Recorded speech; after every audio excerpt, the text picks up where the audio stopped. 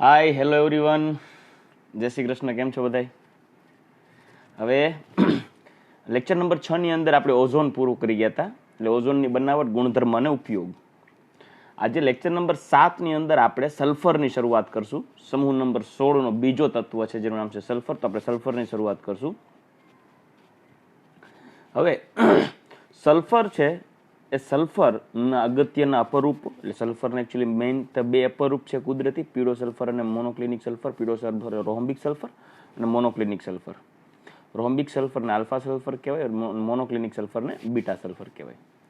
તો સલ્ફરના અગત્યના બે અપરૂપો જણાવી આંતર પરિવર્તન, એટલે કે રોમ્બિક સલ્ફરને મોનોક્લિનિક સલ્ફરમાં કઈ રીતે ફેરવાય, તથા બંધારણ અંગે ચર્ચા કરી અને સવિસ્તાર નોંધ આપો. અક્ષરાનંદ પબ્લિકેશનમાં ક્વેશ્ચન નંબર 64, 65 ને 66 આ 3 ક્વેશ્ચન છે.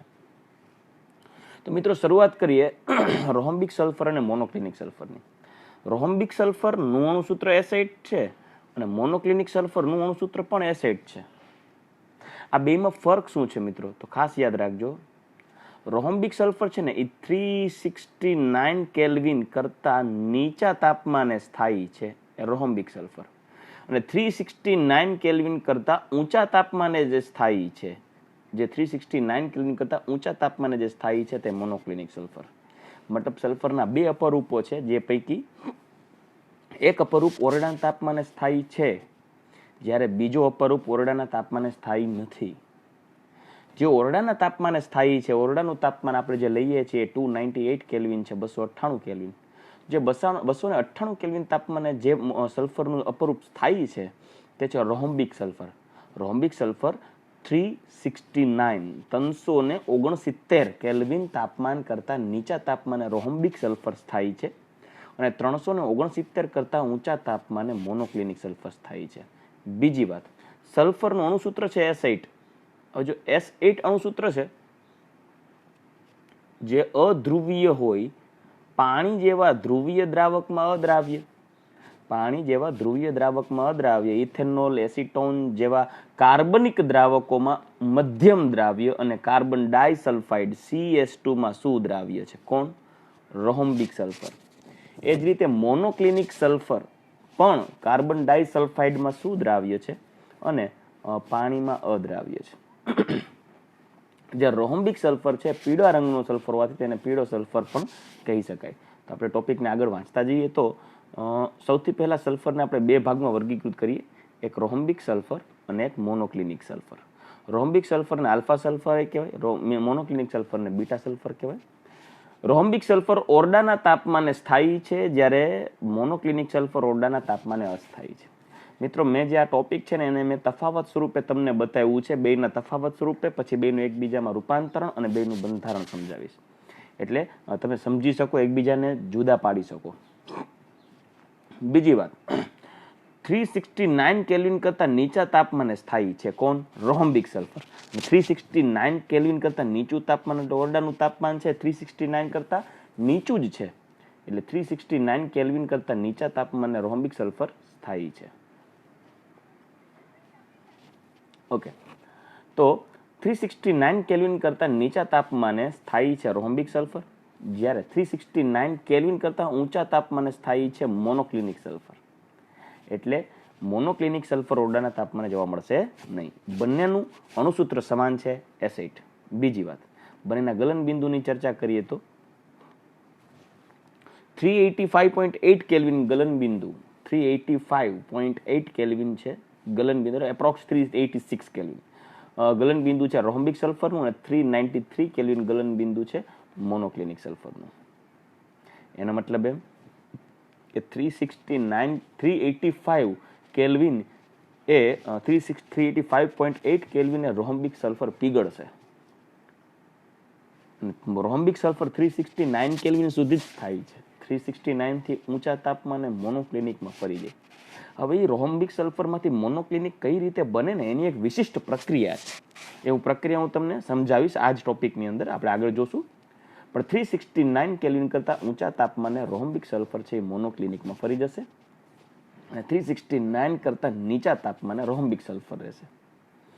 તો રોમ્બિક સલ્ફર રોમ્બિક સલ્ફરની વિશિષ્ટ ઘનતા છે 2.06 ગ્રામ પર ml, એટલે 1 ml લિક્વિડ ફોર્મમાં અથવા તો 1 ml તમે રોમ્બિક સલ્ફર લેશો તો તેનું વજન થશે 2.06 ગ્રામ, જ્યારે 1.98 ગ્રામ જે ઘનતા છે, વિશિષ્ટ ઘનતા ગ્રામ પર ml અથવા તો સેન્ટીમીટર ક્યુબ પણ લઈ શકો. તેની દ્રાવ્યતા અંગેની ચર્ચા કરી છે કે પાણીમાં તે અદ્રાવ્ય, પરંતુ બેન્ઝીન, આલ્કોહોલ અને ઇથરમાં અલ્પદ્રાવ્ય અને CS2માં સુદ્રાવ્ય અને મોનોક્લિનિક સલ્ફર પણ સીઝિયમ ડાયક્લોરાઇડમાં સુદ્રાવ્ય છે. રેડી? તો હવે આપણે આગળ વધીએ. બેની શું ચર્ચા કરી એક વખત જરાક બોલી જાઓ પાછો. મોનોક્લિનિક સલ્ફર ઓરડાના તાપમાને સ્થાયી નથી, રોમ્બિક સલ્ફર ઓરડાના તાપમાને સ્થાયી છે. બંનેનું અણુસૂત્ર સમાન છે S8. રોમ્બિક સલ્ફર છે એ ઓરડાના તાપમાને સ્થાયી છે. રોમ્બિક સલ્ફર જે 369 કેલ્વિન કરતાં નીચા તાપમાને સ્થાયી છે. મોનોક્લિનિક સલ્ફર 369 કેલ્વિન કરતાં ઊંચા તાપમાને સ્થાયી છે. બંને અધ્રુવીય હોય, પાણી જેવા ધ્રુવીય દ્રાવકમાં અદ્રાવ્ય છે. રોમ્બિક સલ્ફર ઇથેનોલ છે, એસિટોન છે જેવા કાર્બનિક દ્રાવકમાં અલ્પદ્રાવ્ય છે, પરંતુ CS2માં સુદ્રાવ્ય છે. સેમ મોનોક્લિનિક સલ્ફર પણ સીઝિયમ ડાયક્લોરાઇડમાં સુદ્રાવ્ય છે. ઓકે, તો હવે આંતર રૂપાંતરણની ચર્ચા કરીએ, મતલબ કે રોમ્બિક સલ્ફરને મોનોક્લિનિક સલ્ફરમાં કઈ રીતે ફેરવી શકાય. તો મિત્રો, રોમ્બિક સલ્ફર છે ને, રોમ્બિક સલ્ફર એ તમે જોઈ શકો છો 369 કેલ્વિન કરતાં નીચા તાપમાને સ્થાયી છે, ઓરડાના તાપમાને સ્થાયી છે. પરંતુ આ રોમ્બિક સલ્ફરને જ્યારે તમે 369 કેલ્વિન કરતાં ઊંચા તાપમાને તમે લઈ જશો, કેટલા 369 કેલ્વિન કરતાં ઊંચા તાપમાને લઈ જાઓ તો એ મોનોક્લિનિક સલ્ફરમાં ફરી જાય, અને એ જ 369 કેલ્વિન કરતાં નીચું તાપમાન આવે તો એ રોમ્બિક સલ્ફરમાં ફરી જાય. 369 કેલ્વિન કરતાં ઊંચા તાપમાને મોનોક્લિનિક સલ્ફરમાં રૂપાંતર કરી શકાય અને 369 કેલ્વિન કરતાં નીચા તાપમાને તેને રોમ્બિક સલ્ફરમાં રૂપાંતર કરી શકાય. તો 369 કેલ્વિન કરતાં ઊંચું તાપમાન હોય ત્યારે મોનોક્લિનિક સલ્ફર મળે, જે 369 કેલ્વિન કરતાં ઊંચા તાપમાને સ્થાયી છે, અને ઓરડાના તાપમાને તે અસ્થાયી છે, કેમ કે ઓરડાનું તાપમાન 369 કરતાં નીચું હોય. આઈ હોપ તમે સમજી શકો છો કે 369 કેલ્વિન ટેમ્પરેચર કરતાં ઊંચા તાપમાને મોનોક્લિનિક સલ્ફર છે એ રોમ્બિક સલ્ફર છે એ મોનોક્લિનિક સલ્ફરમાં ફરી શકે. કયા તાપમાને? 369 કેલ્વિન કરતાં ઊંચા તાપમાને. 369 કેલ્વિન કરતાં ઊંચા તાપમાને રોમ્બિક સલ્ફર એટલે કે સલ્ફરનું રોમ્બિક સ્વરૂપ સ્થાયી નથી, તે માત્ર 369 કેલ્વિન કરતાં નીચા તાપમાને છે. તો 369 કેલ્વિન કરતાં નીચા તાપમાને રોમ્બિક સલ્ફર હોય, કેમ કે ત્યારે મોનોક્લિનિક સ્થાયી નથી. તો મિત્રો, આ બાબત ઉપર તમને એક પોઈન્ટ જરૂર મગજમાં આવશે કે સર, રોમ્બિક સલ્ફર 369 કરતાં ઊંચા તાપમાને સ્થાયી નથી, મોનોક્લિનિક સલ્ફર 369 કરતાં નીચા તાપમાને સ્થાયી નથી, તો 369 એક્ઝેક્ટ પરફેક્ટલી 100% 369 કેલ્વિન ટેમ્પરેચરે શું થાય?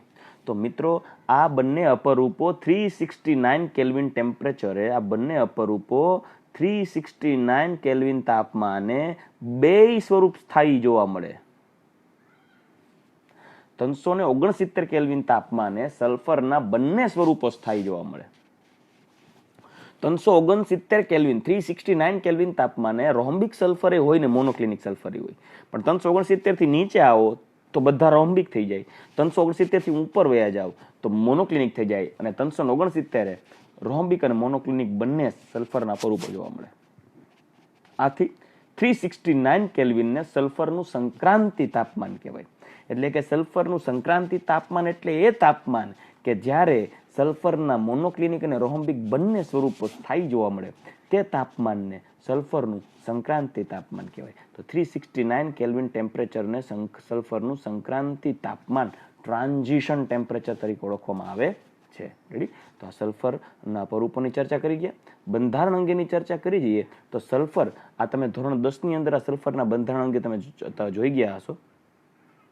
મહારાણીના તાજ જેવું હોય બંધારણ, એક S, બીજો S. મહારાણીનો તાજ બનાવવાનો છે SS. ટોટલ કેટલા થયા? 1 2 3 4 5 S. છઠ્ઠો એ સલ્ફર, 7મો સલ્ફર, 8મો સલ્ફર. મિત્રો, જોઈ શકો છો આ મહારાણીના તાજ જેવું થઈ ગયું છે, જેને ક્રાઉન, મુગટ જેવું સ્વરૂપ છે. ક્રાઉન શેપ છે, જેમાં સલ્ફર વચ્ચેની બંધ લંબાઈ છે 204 pm અને સલ્ફર વચ્ચેનો બંધ કોણ છે 107 ડિગ્રી. તો આ છે ક્રાઉન ફોર્મ, મુગટ સ્વરૂપ. રોમ્બિક સલ્ફરનું બંધારણીય સ્વરૂપ છે. આ ઉપરાંત હાલમાં તો કુદરતી સલ્ફર છે, પરંતુ હાલમાં S6 થી S20 એટલે કે આ S8 છે એવા S6 થી માંડી અને S20 અણુ એટલે કે 20 સલ્ફરના પરમાણુઓ ભેગા થઈ અને S20 સુધી પણ આપણે બનાવી શકીએ છીએ કૃત્રિમ સ્વરૂપે. હાલમાં બનાવી શકાયા છે S6 થી લઈ અને S20 સુધી. અને 1000 કેલ્વિન કે તેની ઊંચા તાપમાને જાઓ તો સલ્ફર છે S2 સ્વરૂપે પણ સ્થાયી જોવા મળે, O2 ની જેમ. અને જેમ O2 છે એનું ચુંબકીય એમ S2 પણ અનુચુંબકીય બને, પણ 1000 કેલ્વિન તાપમાને. બાકી ઓરડાના તાપમાને તો સલ્ફર S8 સ્વરૂપે જોવા મળશે. તો આપણે એના વિશે આપણે આગળ વધીએ તો હાલમાં સલ્ફરના અનેક પ્રકારોને સંશ્લેષિત કરવામાં આવ્યા છે, જેમાં S6 થી S20 સુધીના અણુ બનાવી શકાયા છે. જેમાં S6 નું સ્વરૂપ છે ચેર ફોર્મ. ચેર ફોર્મ એટલે ખુરશી સ્વરૂપ. એ ચેર ફોર્મ કઈ રીતે બનાવી શકાય છે એના વિશે આપણે નજર નાખી લઈએ. જો એક સલ્ફર ચેર બનાવવાની છે, બીજો sulphur sulphur sulphur sulphur chair, તો ટોટલ 6 સલ્ફરથી એક ચેર જેવું સ્વરૂપ બની ગયું છે. અને S6 નું બંધારણીય સ્વરૂપ છે ચેર ફોર્મ, જેમાં સલ્ફર સલ્ફર વચ્ચેની બંધ લંબાઈ છે 205.7 pm અને બંધ કોણ છે 102.2 ડિગ્રી. તો આ થઈ ગયું સંશ્લેષિત સલ્ફરનું સ્વરૂપ. અને ઊંચા તાપમાને 1000 કેલ્વિન જેટલા તાપમાનની આસપાસ મુખ્ય સ્પીસીસ તરીકે સલ્ફર S2 તરીકે જોવા મળે. જો હાલમાં ઓરડાના તાપમાને સલ્ફર S8 હોય, પરંતુ એ 1000 કેલ્વિન જેટલા ઊંચા તાપમાને એ સલ્ફર S2 સ્વરૂપે જોવા મળે, O2 ની જેમ 1000 કેલ્વિનની આસપાસ. અને જેમ O2 અનુચુંબકીય છે એમ S2 પણ અનુચુંબકીય થાય. O2 અનુચુંબકીય શા માટે છે? તો આણ્વીય કક્ષકવાદ યાદ હોય તો આણ્વીય કક્ષકવાદને આધારે O2 ના જેમ પાઈ સ્ટાર કક્ષક યાદ હોય તો પાઈ સ્ટાર 2px અને પાઈ સ્ટાર 2py માં O2 માં એક એક અયુગ્મિત ઇલેક્ટ્રોન હતા, ત્યારે અનુચુંબકીય હતો. એઝ ઇટ ઇઝ S2 માં પણ એવું જ થશે. પાઈ સ્ટાર 3px અને પાઈ સ્ટાર 3py માં O2 ની જેમ S2 માં પણ એક એક અયુગ્મિત ઇલેક્ટ્રોન હોવાને કારણે એમોટિવ થિયરી અનુસાર S2 અણુ પણ અનુચુંબકીય થશે. મિત્રો, રોમ્બિક સલ્ફર ની ભૌતિક રીત કઈ રીતે રોમ્બિક સલ્ફરમાંથી મોનોક્લિનિક સલ્ફર બનાવવું એ હું તમને સમજાવવા પ્રયત્ન કરીશ. પણ અત્યાર સુધીમાં આપણે કેટલો પોઈન્ટ જોઈ ગયા નજર નાખી લઈએ તો સલ્ફરના અપરૂપો બે, પીળો સલ્ફર અને રોમ્બિક સલ્ફર અને મોનોક્લિનિક સલ્ફર. રોમ્બિક સલ્ફર ઓરડાના તાપમાને સ્થાયી, મોનોક્લિનિક સલ્ફર ઓરડાના તાપમાને અસ્થાયી. રોમ્બિક સલ્ફર 369 કેલ્વિન કરતા નીચા તાપમાને સ્થાયી, મોનોક્લિનિક સલ્ફર 369 કેલ્વિન કરતા ઊંચા તાપમાને સ્થાયી. આ ઉપરાંત ગલનબિંદુ 385.8 કેલ્વિન છે રોમ્બિક સલ્ફર અને 393 કેલ્વિન છે મોનોક્લિનિક સલ્ફર. વિશિષ્ટ ઘનતા 2.06 ગ્રામ પર સેન્ટીમીટર ક્યુબ રોમ્બિક સલ્ફર અને 1.98 ગ્રામ પર સેન્ટીમીટર ક્યુબ મોનોક્લિનિક સલ્ફર. બંને પાણીમાં અદ્રાવ્ય છે, પરંતુ રોમ્બિક સલ્ફર બેન્ઝીન, આલ્કોહોલ કે ઇથર જેવા કાર્બનિક દ્રાવકોમાં અલ્પદ્રાવ્ય અને CS2 માં સુદ્રાવ્ય. મોનોક્લિનિક સલ્ફર પણ સીઝિયમ ડાયક્લોરાઇડ CS2 માં સુદ્રાવ્ય છે. એકબીજામાં આંતર રૂપાંતરણ કેવી રીતે થાય તો મોનોક્લિનિક સલ્ફરને 369 કેલ્વિન કરતા 369 કેલ્વિન ને ગરમ કરી અને તેથી ઊંચું તાપમાન જશે ત્યારે મોનોક્લિનિક સલ્ફરમાં રૂપાંતર થશે અને 369 કેલ્વિન કરતા નીચા તાપમાને રોમ્બિક સલ્ફરમાં રૂપાંતર થશે. કેમ કે રોમ્બિક સલ્ફર 369 કેલ્વિન કરતા નીચા તાપમાને સ્થાયી છે અને 369 કેલ્વિન કરતા ઊંચા તાપમાને મોનોક્લિનિક સ્થાયી છે. પરંતુ 369 કેલ્વિન તાપમાન એક એવું તાપમાન છે કે ત્યારે રોમ્બિક અને મોનોક્લિનિક સલ્ફર બંને સ્વરૂપ સ્થાયી જણાતા હોવાથી 369 કેલ્વિનને સલ્ફરનું સંક્રાંતિ તાપમાન તરીકે ઓળખવામાં આવે છે. આ ઉપરાંત એનું જો બંધારણ જોઈએ તો રોમ્બિક સલ્ફરનું બંધારણ S8 જે મુગટ સ્વરૂપ છે, મુગટ જેવું લાગે છે, જેને ક્રાઉન શેપ તરીકે ઓળખવામાં આવે છે. હાલમાં S6 થી લઈ અને S20 સુધીના સંશ્લેષિત સલ્ફરના અપરૂપો જોઈ શકાયા છે, બનાવી શકાયા છે, જે પૈકી S6 નું બંધારણ છે ચેર ફોર્મ, જે તમને આકૃતિમાં દર્શાવી દીધું છે. ઊંચા તાપમાને સલ્ફર છે H2 સ્વરૂપે જોવા મળે, જે એપ્રોક્સ 1000 કેલ્વિનની આસપાસ જેટલા ઊંચા તાપમાને સલ્ફર છે એ H2 સ્વરૂપે જોવા મળે, જે O2 ની જેમ અનુચુંબકીય છે. કારણ કે O2 ની જેમ H2 માં પણ તમે ઇલેક્ટ્રોન રચના, આણ્વીય ઇલેક્ટ્રોન રચના જોશો MOT અનુસાર તો પાઈ સ્ટાર 2px1 અને 3px1 અને પાઈ સ્ટાર 3py1 માં એક એક અયુગ્મિત ઇલેક્ટ્રોન આવશે. એટલે સલ્ફરના H2 અણુ O2 ની જેમ અનુચુંબકીય છે. હવે મિત્રો મેં તમને આ થિયોરિટિકલ વસ્તુ છે પણ તમને આકૃતિ દ્વારા મેં સમજાવવા પ્રયત્ન કર્યો છે, તો હું જરા સમજાવું. રોમ્બિક સલ્ફરનું સંશ્લેષણ રોમ્બિક સલ્ફરમાંથી મોનોક્લિનિક સલ્ફર કઈ રીતે બનશે. તો સૌ પ્રથમ રોમ્બિક સલ્ફરમાંથી મોનોક્લિનિક સલ્ફર બનાવવું હોય ને તો રોમ્બિક સલ્ફરને પહેલા પીગાળો. કેમ કે ડાયરેક્ટ રોમ્બિક સલ્ફરને તમે 369 કેલ્વિનથી ઊંચા તાપમાને લઈ જશો એનો મતલબ ઓટોમેટિકલી મોનોક્લિનિક બની જાય એવું નથી. થિયરીમાં ભલે આપણે જોઈએ કે 369 કેલ્વિન કરતાં ઊંચા તાપમાને રોમ્બિક છે એ મોનોક્લિનિકમાં ફરી જાય અને 369 થી નીચા તાપમાને મોનોક્લિનિક છે એ રોમ્બિકમાં ફરી જાય. 369 કેલ્વિન કરતાં ઊંચા તાપમાને રોમ્બિક છે મોનોક્લિનિકમાં અને 369 કેલ્વિન કરતાં નીચા તાપમાને મોનોક્લિનિક છે રોમ્બિકમાં ફરી જાય એવું થિયરીમાં છે. પણ રિયાલિટી એવી છે કે રોમ્બિક સલ્ફરને તમે 369 કેલ્વિન કરતાં ઊંચા તાપમાને ગરમ કરો તો એ સીધું મોનોક્લિનિકમાં ન ફરે. જો મોનોક્લિનિકમાં 369 કેલ્વિન કરતાં ઊંચા તાપમાને ત્વરિત મોનોક્લિનિકમાં ફરી જતું હોય તો 385.5 કેલ્વિન એનું ગલનબિંદુ કઈ રીતે થાય? સમજાય છે? નહીં તો ક્વેશ્ચન થાય કે 369 કેલ્વિન તો એવું મોનોક્લિનિકમાં ફરી જાય તો તમે એનું ગલનબિંદુ રોમ્બિકનું 385.5 કઈ રીતે લાવ્યા? સમજાઈ ગયું? એટલે કઈ રીતે બનાવાય છે ને એની એક ભૌતિક પ્રક્રિયા મેં તમને આકૃતિ દ્વારા સમજાવવા પ્રયત્ન કર્યો છે. ટેક્સ્ટબુકમાં આ આકૃતિ નથી પણ તમે સમજાય એટલે કે સૌ પ્રથમ રોમ્બિક સલ્ફરને લઈ પાત્રમાં અને તેને પીગાળો 385.5 કેલ્વિન ગ્રેટર ધેન 385 કેલ્વિન ટેમ્પરેચરે તમે લઈ જાઓ એટલે પીગળી જશે, લિક્વિફાઈડ થઈ જશે. એટલે મેં પાત્રમાં દોર્યું છે લિક્વિડ સ્વરૂપ. હવે તેને ઠંડુ પાડો.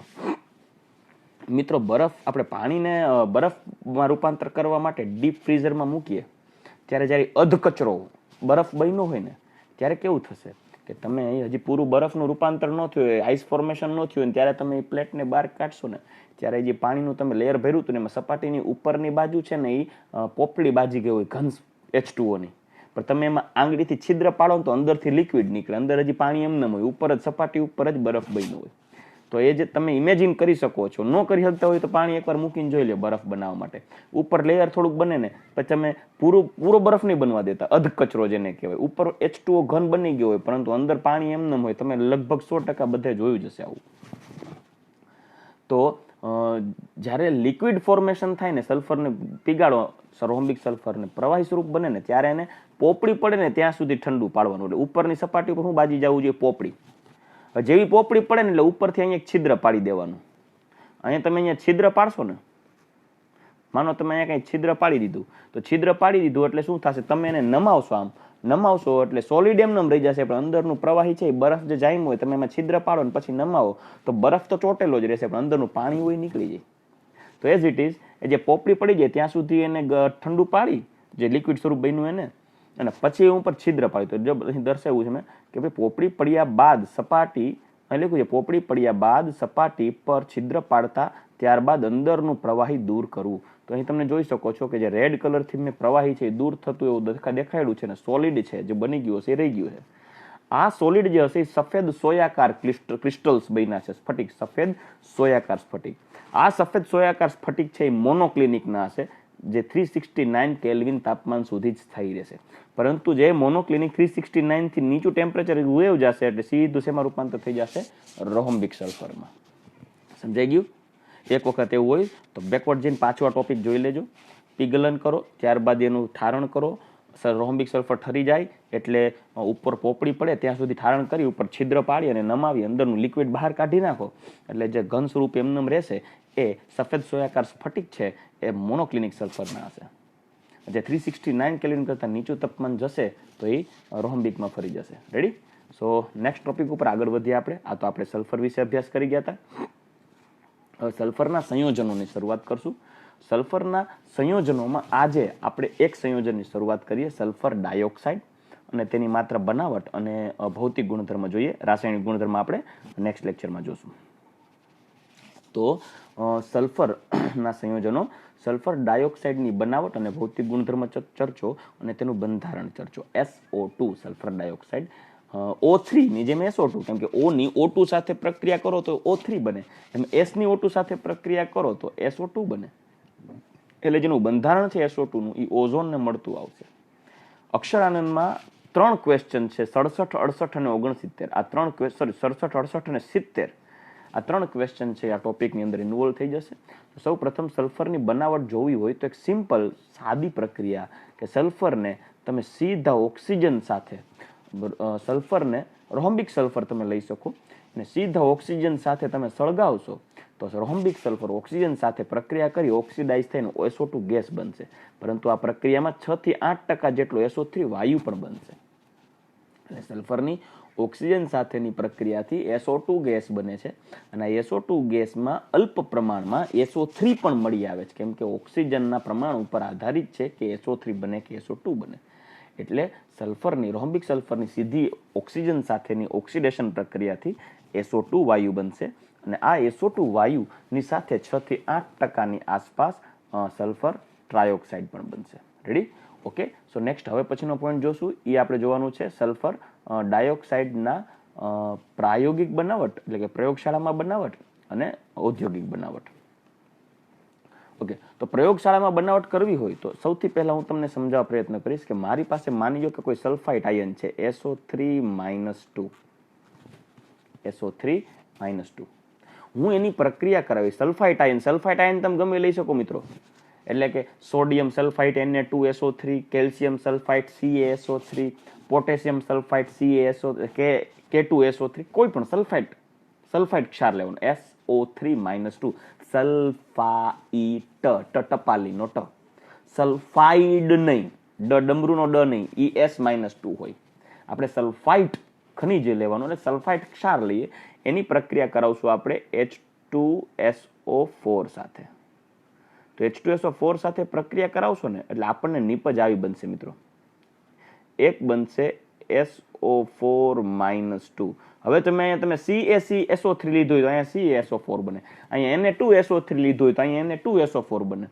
સમજે? K2SO3 લીધું હોય તો આ K2SO4 બને. બાકી વધશે શું? તો વધે આ H2 અને SO3 એટલે બને H2SO3 સલ્ફ્યુરસ એસિડ. પરંતુ તે વિઘટન પામી અને H2O વત્તા SO2 માં રૂપાંતર પામે તો આપણો SO2 વાયુ પ્રોડ્યુસ થઈ ગયો. આ લેબોરેટરી સ્કેલ ઉપર પ્રક્રિયા થઈ. તો મિત્રો મેં તમને એક્ઝામ્પલ્સ ટેક્સ્ટબુકના કરતાં વધારે અહીં દર્શાવ્યા છે. પ્રયોગશાળામાં SO2 વાયુની બનાવટ. તો સલ્ફાઇટ ખનિજ, જો સલ્ફાઇટ આયનની સલ્ફ્યુરિક એસિડ, મંદ સલ્ફ્યુરિક એસિડ સાથે પ્રક્રિયા કરવામાં આવે તો SO3-2 સલ્ફ્યુરિક એસિડમાંથી સીધો લીધો છે H+, તો એ H+ H2SO3 બને. એ H2SO3 રૂપાંતર પામે, એકચ્યુઅલી આ બેની પ્રક્રિયાથી બને H2SO3 અને જે વિઘટન પામે ને એમાં રૂપાંતર થશે SO2 અને H2O. તો મેં વિસ્તાર સહ સમજાવવા માટે વધારાની પ્રક્રિયાઓ એક્ઝામ્પલમાં લખી છે કે સોડિયમ સલ્ફાઇટ Na2SO3 અને H2SO4 વચ્ચેની પ્રક્રિયા થાય ને ત્યારે અહીંથી 2 Na અને અહીંથી SO4 એટલે Na2SO4 નીકળી જાય. તો પાછળ વધશે કોણ? H2 અને SO3 એટલે બચશે કોણ? H2SO3 sodium સલ્ફાઇટ. આ H2SO3 વિઘટન પામે એટલે H2O અને SO2 માં રૂપાંતર પામે. સેમ કેલ્શિયમ સલ્ફાઇટ ની H2SO4 સાથે પ્રક્રિયા કરવામાં આવે ને તો H2SO4 નો સલ્ફેટ અને કેલ્શિયમ વચ્ચે પ્રક્રિયા થઈ બને કેલ્શિયમ સલ્ફેટ અને બનશે H2SO3 જે વિઘટન પામી અને H2O અને SO2 માં રૂપાંતર પામશે. આ ઉપરાંત ઔદ્યોગિક બનાવટની ચર્ચા કરીએ તો યાદ હોય તો મિત્રો ભૂંજનની પ્રોસેસ. ભૂંજન ધાતુના સલ્ફાઇડ ખનિજ, ધોરણ 10 માં તમે ધાતુ નિષ્કર્ષણ પદ્ધતિઓનો અભ્યાસ કરી ગયા છો. વાત ભઠ્ઠી, ફીણ પ્લવન પદ્ધતિ, ચુંબકીય અલગીકરણ, ખનિજને શુદ્ધિકરણ કરવા માટેની પદ્ધતિઓ જે તમે આવતી, હોલ હેરાઉલ્ડ પદ્ધતિ, એની અંદર ભૂંજન, નિક્ષાલન, કેલ્સિનેશન, આ ઘણી પ્રોસેસીસ આવતી. એમાં ભૂંજન ખરેખર શું છે? તો એ ભૂંજન છે ને કોઈ પણ ધાતુના સલ્ફાઇડ ખનિજો ને, સલ્ફાઇડ એટલે S-2 યુક્ત, આ સલ્ફાઇડ ધાતુના સલ્ફાઇડ ખનિજ, લાઈક મારી પાસે MS છે, સલ્ફાઇડ ખનિજ, ધાતુના સલ્ફાઇડ, એને ધાતુના ઓક્સાઇડમાં ફેરવવું હોય ને તો એને ઓક્સિજન એટલે કે હવા સાથે ગરમ કરાવવામાં આવે. બસ ધાતુના સલ્ફાઇડની ઓક્સિજન સાથે પ્રક્રિયા કરે ધાતુનો ઓક્સાઇડ બને અને આ જે સલ્ફર હોય ને એ ઓક્સિજન સાથેની પ્રક્રિયાથી આ જે સલ્ફર હોય ને SO2 માં ફરી જાય. ધાતુના આ એક પ્રોસેસ છે ને, શેક, આપણી સાદી ભાષામાં કહીએ તો શેકવું. તમે તમારા મમ્મીને તમે એમ કહો કે મમ્મી મગફળી શેકી દો, તો તમારા મમ્મી શું કરે? મગફળીને લોઢી ઉપર મૂકી દે, તાવડી ઉપર અથવા તો કોઈ પણ એના ઉપર મૂકી અને એ શેકશે. ખુલ્લી હવામાં શેકે. પાત્ર કુકરમાં તો બંધ કરીને શેકતા નથી. ખુલ્લી હવામાં શેકે તો ખુલ્લી હવામાં જસ્ટ ગરમ કરવું, ઇટ ઇઝ કોલ્ડ રોસ્ટિંગ. અને ભૂંજન પણ કહેવાય. તો ધાતુના સલ્ફાઇડને ખુલ્લી હવામાં શેકવામાં આવે, ભૂંજન કરવામાં આવે ત્યારે ધાતુના ઓક્સાઇડ બને અને SO2 વાયુ પ્રોડ્યુસ થાય. તો આ ભૂંજનની પ્રક્રિયા છે એક ઔદ્યોગિક રીત થઈ. તો મિત્રો આપણે આગળ ચર્ચા કરીએ ઔદ્યોગિક બનાવટમાં ભૂંજનની રીત. તો